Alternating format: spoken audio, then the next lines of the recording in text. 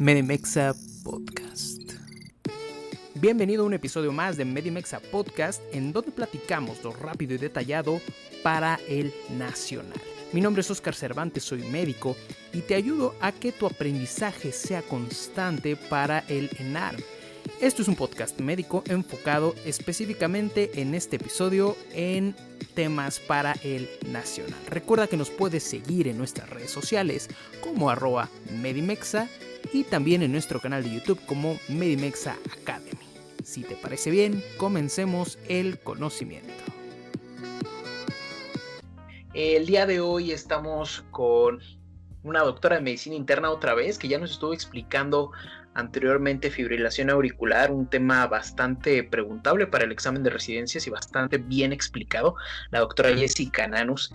En esta ocasión nos va a hablar de neumonía adquirida en la comunidad. Entonces, ¿cómo estás, doctora? Buenas tardes. Muy bien.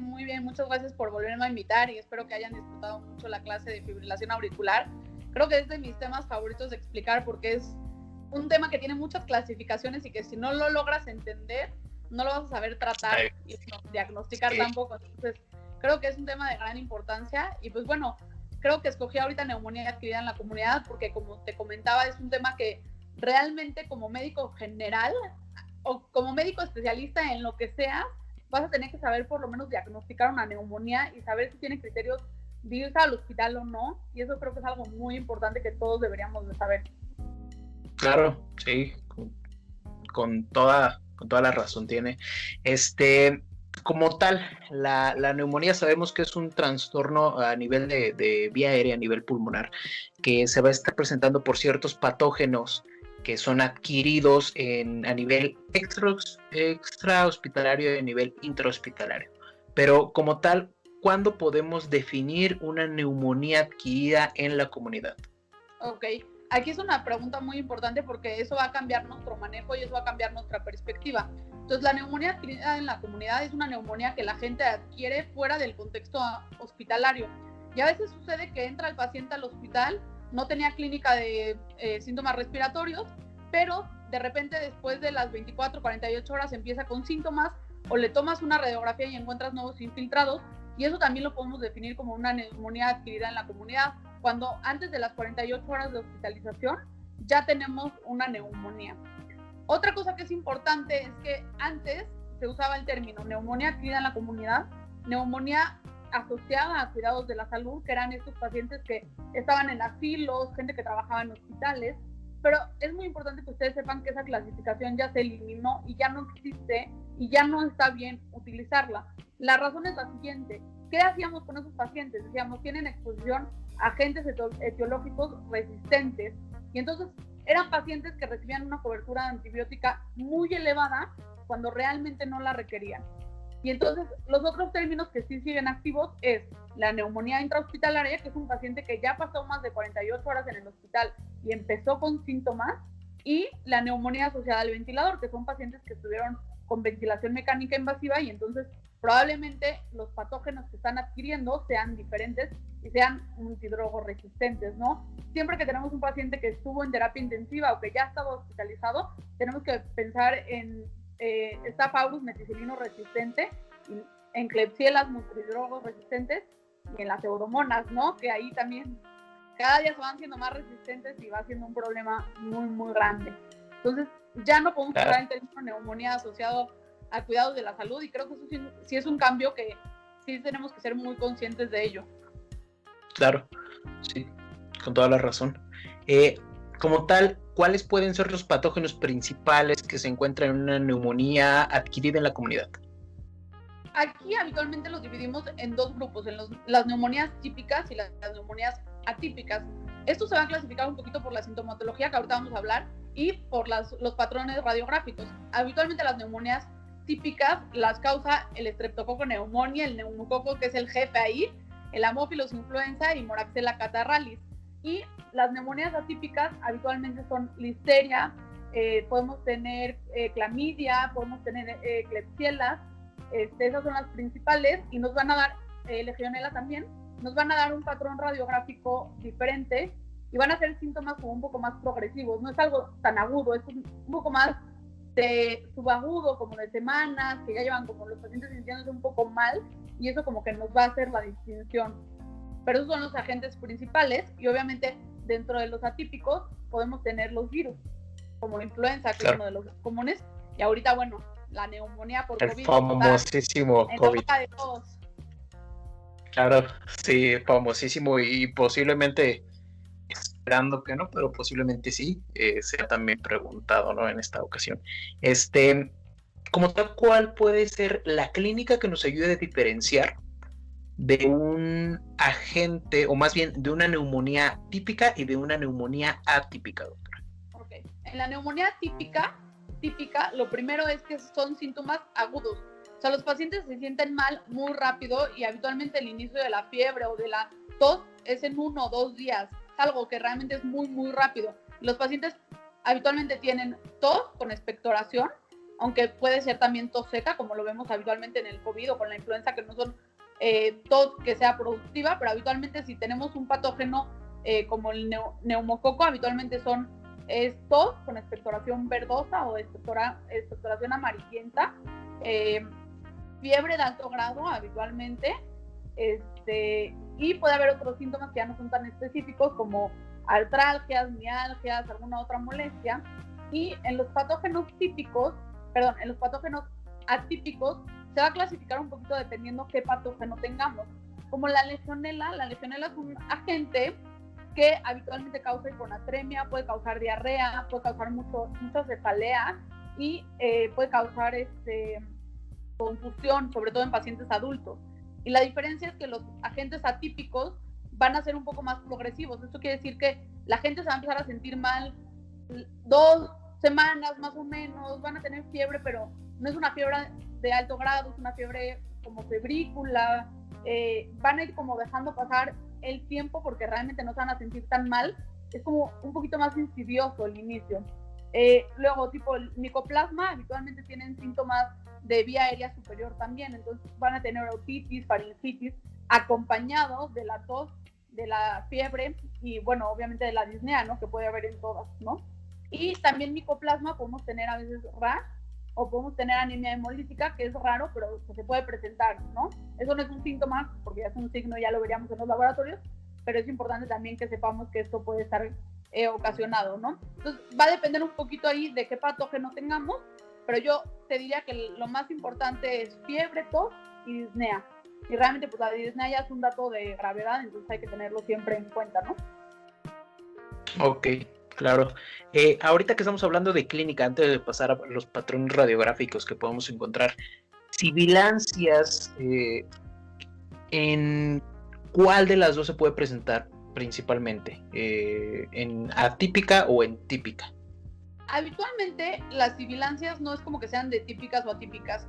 Habitualmente los virus son los que más dan sibilancias, pero lo que más vamos a ver en los signos es taquicardia, taquipnea, la desaturación, que eso es algo que también tenemos que estar muy al pendientes y que igual ahorita como que con el COVID la gente está un poco más consciente de qué es la saturación, cómo se la tienen que tomar, cuáles son los parámetros normales, y ha hecho como un poco de conciencia en ese aspecto, pero es un dato que como clínico siempre tenemos que verificar con un paciente con neumonía, su frecuencia respiratoria, su frecuencia cardíaca, su saturación, y habitualmente vamos a oír clínicamente si tenemos síndromes, ¿no? Como el síndrome de condensación, que habitualmente son los que se detectan en los pacientes que tienen neumonías típicas como neumococo, y lo que quiere decir que la neumonía o la infección está localizada a un segmento pulmonar y se hizo un masacote ahí, ¿no? Como una bola.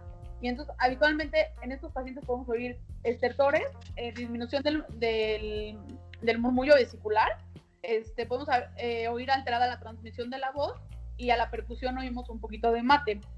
Las sibilancias no son características de nadie, porque las sibilancias lo que quiere decir o lo que representa es una inflamación de los bronquios, y esto puede ser causado por una neumonía bacteriana, una neumonía viral, o por cualquier agente etiológico, dependiendo qué tan inflamada esté tu vía aérea. Ok, perfecto. Como tal, ya dentro de los patrones radiográficos, ¿cómo podemos diferenciar, obviamente juntando con epidemiología, tal vez, con edad, que ahorita me gustaría tal vez regresarnos un poquito a cuáles son las edades en las que se pudieran llegar a presentar ciertos patógenos, si hay alguna diferenciación. Pero dentro de los patrones radiográficos, ¿cómo diferenciamos de una neumonía típica y de una neumonía atípica? Ok, habitualmente las neumonías típicas lo que vamos a ver es una consolidación. Habitualmente vemos una consolidación, es más frecuente verla habitualmente en los lóbulos basales, pero puedes encontrarla donde sea y es una zona donde tienes una consolidación que está como muy organizada, por decirlo así. O sea, no vas a ver muchas consolidaciones chiquitas o no vas a ver como muchos infiltrados, vas a ver una sola consolidación y eso habitualmente es en las bacterias típicas. En las bacterias atípicas va a variar, depende de cuál estés hablando, pero habitualmente lo que ves son más consolidaciones pequeñas o un poquito de infiltrados, y eso es lo que puedes llegar a ver habitualmente en bacterias, sobre todo en neumonías virales. Por otra parte, la radiografía también nos va a ayudar a veces a ver derrames pleurales, que eso también es más común en bacterias típicas, aunque realmente puedes encontrarlo también en otros patógenos, y realmente la radiografía es muy buena para ver consolidaciones y derrames pleurales, pero falla un poco cuando queremos ver infiltrados o queremos ver otras cosas que dan las neumonías atípicas. Es muy frecuente, sobre todo nosotros que tenemos un hospital de tercer nivel, que le hacemos una radiografía a un paciente anciano que nosotros creemos que tiene una neumonía atípica, o ahorita con el COVID, y la radiografía realmente no nos muestra mucho. Y cuando hacemos una tomografía, en la tomografía vamos a ver habitualmente en neumonías atípicas vidrio esmerilado, vidrio destruido, patrones de mosaico, y eso es un poco más frecuente en las neumonías atípicas y es un poco más difícil o menos frecuente de verlo en la radiografía. Ahora, me gustaría hablar un poquito contigo de algo que va a tomar mucho vuelo, que realmente está retomando importancia y que pues realmente creo que como médicos no estamos tan acostumbrados a usarlo, pero es un ultrasonido. El ultrasonido se ha visto que es muy específico y muy sensible para detectar cambios pulmonares, para detectar neumonías, para detectar derrames pleurales, y tiene una muy buena sensibilidad, muy buena especificidad. Es un estudio barato y es un estudio que se puede hacer en la cama del paciente, y esto nos beneficia en pacientes que no podemos mudar o que tienen tubo y que es muy complicado llevarlos a una tomografía o las radiografías. Habitualmente cuando los pacientes están en decúbito pues pierden un poquito de especificidad o de valor, y entonces este es un estudio que nos va a ayudar a futuro y que ya se está empezando a usar para diagnóstico y para atención de neumonías, y entonces creo que es algo que deberíamos de empezar a preocuparnos como doctores y empezar a estar un poco más habituados o empezar a estar un poco más conocedores de este tema, porque es un tema o es algo que es operador dependiente y eso es un problema. Entonces, si no sabemos usarlo, pues no va a tener un beneficio tan importante. Claro, lo dice principalmente porque por COVID y todo eso. ¿Qué? Lo del ultrasonido, lo menciona por las infecciones por COVID recientes que tal vez pueden llegar a tomar un poquito más de peso. Realmente ya es un poco previo al COVID y es algo que se empezó a usar en pacientes con terapia intensiva. Se hace algo que se llama POCUS, que es como un ultrasonido guiado, y los de terapia intensiva detectaron que realmente es un método muy útil. Se empezó a utilizar en pacientes para ver si tenían líneas B de Kerlin, que eso habitualmente nos habla de derrames pleurales o de que el paciente está sobrecargado de volumen, y pues de ahí empezaron a usarlo en otras cosas como para ver si tenían derrame pleural, para ver si tenían alguna zona de consolidación, para ver qué tanta carga de volumen le podemos pasar al paciente viendo la vena cava o otras cosas que ya pues, son como de otro tema, pero así fue como se empezó a utilizar, y creo que es algo que realmente va a tomar mucho vuelo, el ultrasonido en general en todas partes. Ultrasonido para ver el riñón, para ver la vena cava, para ver el corazón, hacerle algo que llaman en terapia intensiva el ventaneo, que es ver rápidamente las cavidades cardíacas y ver cómo están funcionando. No es un eco como tal, porque no es algo tan cuidadoso, no miden, no ven la FEBI, pero sí les da como una idea de cómo están funcionando las válvulas, de qué tan grande está el corazón, de si se está contrayendo de manera adecuada. Entonces así fue como se empezó a usar el ultrasonido para otras cosas. Claro, perfecto. Ok, muy bien, doctora. Pasando un poquito a, digamos que un subtema, por así decirlo. ¿cuál es la diferencia de un absceso pulmonar y como tal de una neumonía?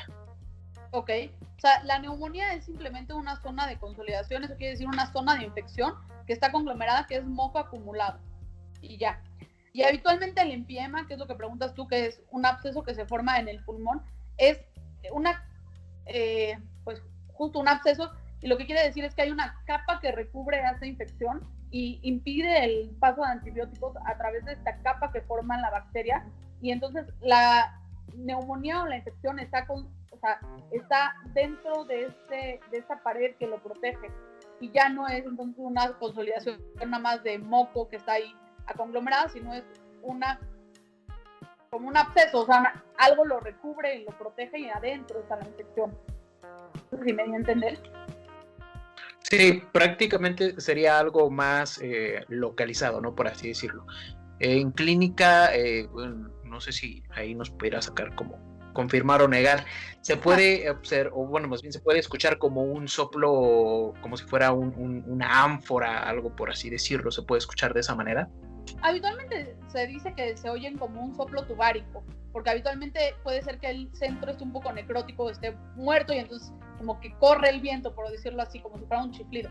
Pero realmente es muy difícil diferenciarlo con clínica, y la mejor manera de diferenciarlo es con una tomografía, y habitualmente para distinguirlo necesitamos una tomografía con contraste intravenoso, y pues eso obviamente sí complica un poco más las cosas, pero lo que nos podría ayudar en la clínica son pacientes que habitualmente no mejoran con el curso de antibiótico, pacientes que habitualmente nosotros damos 72 horas al antibiótico que haga su efecto máximo, y estas 72 horas como que para que el paciente mejore. Y si tienes un paciente que ya pasaron las 72 horas, tu cobertura es adecuada, ya valoraste si es adecuada para este paciente en particular, ya recibió los antipiréticos y realmente el curso o la evolución no es hacia la mejoría, entonces podrías empezar a sospechar que este paciente tiene un absceso, y entonces lo que pasa es que el antibiótico no penetra esta protección que está adentro de la infección y por eso no se está mejorando.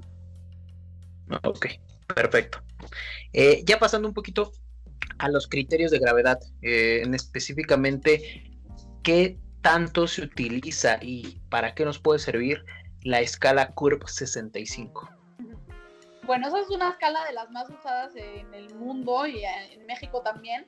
La ventaja de esta escala, y sí la usamos mucho nosotros como internistas, es que es muy fácil de realizar, la pueden hacer en cualquier lugar y no necesita tantos laboratorios, no necesita tanta valoración, realmente es algo muy sencillo de hacer. Habitualmente lo que nos dice esta escala es, primero, el estado de alerta como está, que es la C es de confusión, la U es de urea, la R es de la frecuencia respiratoria, que es en inglés respiratory rate, la B es de blood pressure, que es la presión arterial, y 65 quiere decir más de 65. Cada uno de esos puntos, si están alterados, te confiere un punto.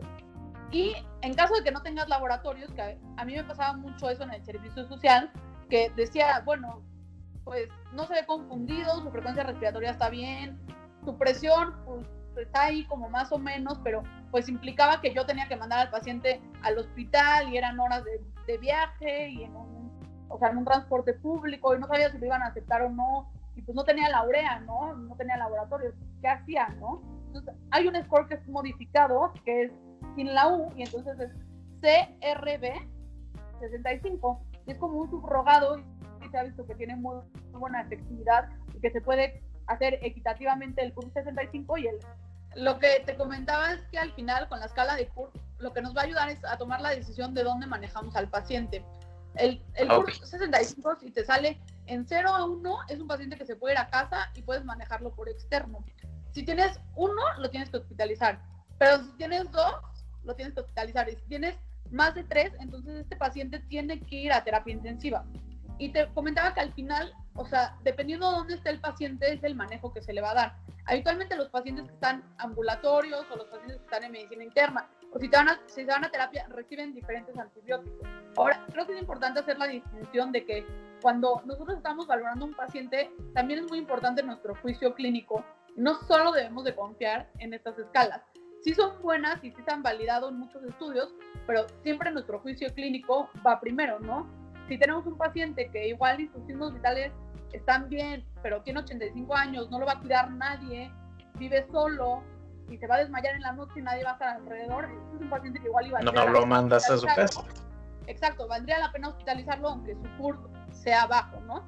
Bueno, si tienes un chavo de 29 años que su presión está en 90-60, pero se ve bien, su frecuencia cardíaca está bien, su frecuencia respiratoria está bien, pues bueno, sí lo puedes dar de alta sin ningún problema y su CURP va a ser bajo, ¿no?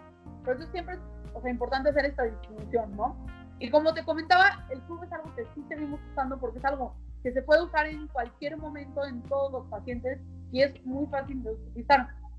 Otras escalas que se han valorado y que se han estandarizado para esta toma de decisiones es la PCI, que es PCI-4, que es una escala mucho más avanzada, que en esta sí necesitamos muchísimos laboratorios, habitualmente necesitamos una gasometría arterial para ver el PaO2, para ver el PCO2, y entonces son estudios o son escalas que no son tan fáciles de hacer en cualquier lugar, que realmente sí necesitas por lo menos un centro de segundo nivel para poder tomar los laboratorios y para poder hacer todo el abordaje completo para poder tomar estas decisiones, ¿no? Y igual, un poco parecido, el PCI te dice si el paciente se tiene que hospitalizar o si el paciente se puede dar de alta a casa.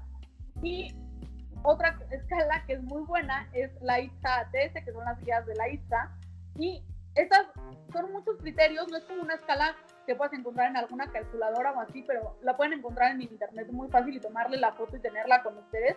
Y lo único que te dice es que el paciente tiene que ir a terapia si requiere ventilación mecánica invasiva o si requiere aminas porque está chocado. Y entonces, todos esos son los criterios que te dice que tienen que ir a terapia. Aquí ya no es como el CURP, que depende del puntaje como tal, pero, pues bueno, es evidente que si el paciente necesita aminas o si el paciente necesita intubación, pues va a requerir de una terapia intensiva. Claro que sí. Entonces, como ya bien nos dijo, CURP te va a ayudar para estadificar si el paciente se ingresa o si no se ingresa, pero como también ya nos dijo, se va a utilizar para el tratamiento y con base en el tratamiento, no teniendo como tal los estudios. Por ejemplo, no tienes un hemocultivo, ¿no? ¿Cuál inicias? ¿Cómo se considera un tratamiento empírico? Y posterior a eso, ya teniendo las bases de algún patógeno específico, ¿qué tratamiento se ofrece para neumonía?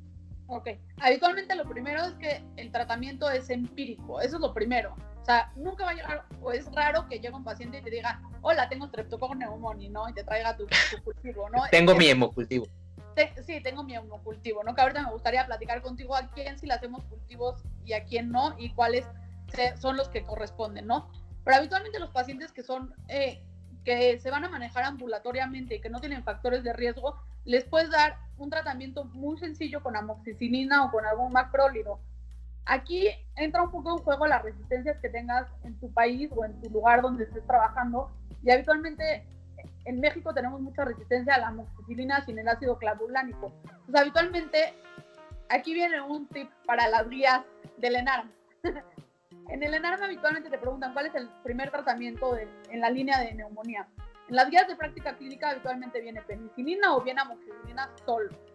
Pero en la mayoría de los estudios validados en otras partes o en la realidad es muy raro que usemos penicilina porque tiene que ser inyectada y los pacientes no se quieren inyectar. ¿Y por qué los haces pasar por una inyección cuando hay una medicina que se pueden tomar? Y como hay mucha resistencia a la amoxicilina sola, habitualmente sí juntamos el amoxicilina con el ácido clavulánico. Entonces, habitualmente amoxicilina y ácido clavulánico es un muy buen antibiótico para pacientes que se van a manejar de manera ambulatoria y que no tienen antecedentes de importancia o factores de riesgo como lo son diabetes, hipertensión, EPOC, mayores de 65 años, ese tipo de patologías. Y otra opción podría ser en pacientes que tienen este tipo de patologías, hacer la combinación de una cefalosporina y un macrólido o amoxicilina con ácido clavulánico. Esos son para pacientes ambulatorios. Para pacientes hospitalizados, la primera línea de tratamiento es un betalactámico con un macrólido, que habitualmente, si ya están hospitalizados, pues les damos alguna cefalosporina y lo unimos con un macrólido, que habitualmente se usa la citromicina o la claritromicina. Y la otra opción es darle una fluoroquinolona respiratoria. Y aquí me gustaría especificar que el ciprofloxacino no es una fluoroquinolona respiratoria. porque mucha gente te dice que me dieron ciprofloxacino y el ciprofloxacino no penetra al pulmón. Y entonces, pues sí, las fluoroquinolonas son un tratamiento, claramente la levofloxacino, o sea, el levofloxacino sí podríamos utilizarlo, pero el ciprofloxacino no es una fluoroquinolona respiratoria y entonces pierde todo el sentido usar un ciprofloxacino para pacientes que se van a hospitalizar o pacientes ambulatorios en un contexto de neumonía. Muy bueno para infección de vías urinarias, muy bueno para diarreas, pero en neumonías no tienen nada que hacer en ciprofloxacino ahí.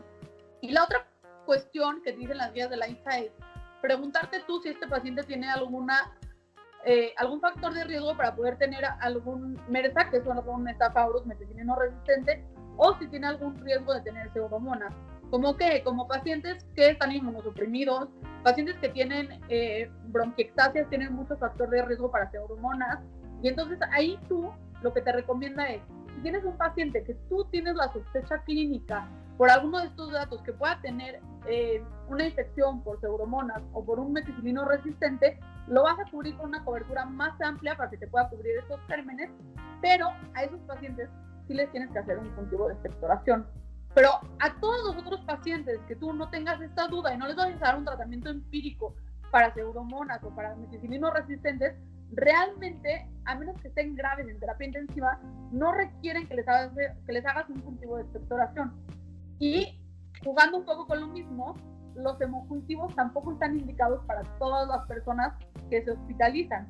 Están indicados para pacientes que están graves o que tú sospeches de meticilinos resistentes o pseudomonas. ¿Por qué? Porque si tú ya los estás cubriendo contra eso, necesitas un cultivo que te avale que los puedes cubrir o un cultivo que te diga que no los tienes y tú puedas desescalar tu cobertura antibiótica, ¿ok?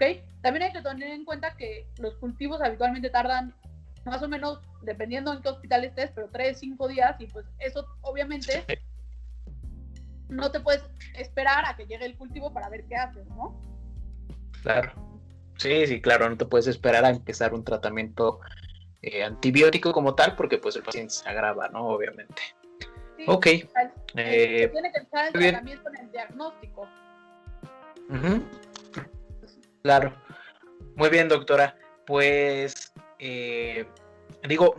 personalmente mi duda iba más hacia el tipo de tratamiento. Que cuando usamos cefalosporinas, cuando usamos un macrólido, cuando usamos una quinolona principalmente, pero considero que lo dejó bastante claro ese aspecto. Eso es un poco a selección de criterio médico y juicio clínico, y realmente, haz de cuenta, si tienes un paciente que se acaba de fracturar el tobillo, pues no le vas a dar una quinolona porque tiene el riesgo de que tenga una ruptura del tendón de Aquiles, ¿no? Si tienes un paciente que tiene 86 años y tiene prolongado el QT, pues probablemente darle un macrólido no sea una buena opción para él. Entonces ahí sí tenemos como que tener un poco de juicio clínico, y la verdad es que las dos recomendaciones entre cuando tienes un paciente hospitalizado, darle betalactámico y el macrólido o darle una fluoroquinolona, se ha visto que es igual la efectividad. La única diferencia aquí, o algo que sí he visto mucho que hacen, es darle el betalactámico y la fluoroquinolona, y eso realmente solo aumenta los efectos adversos y no da ningún beneficio.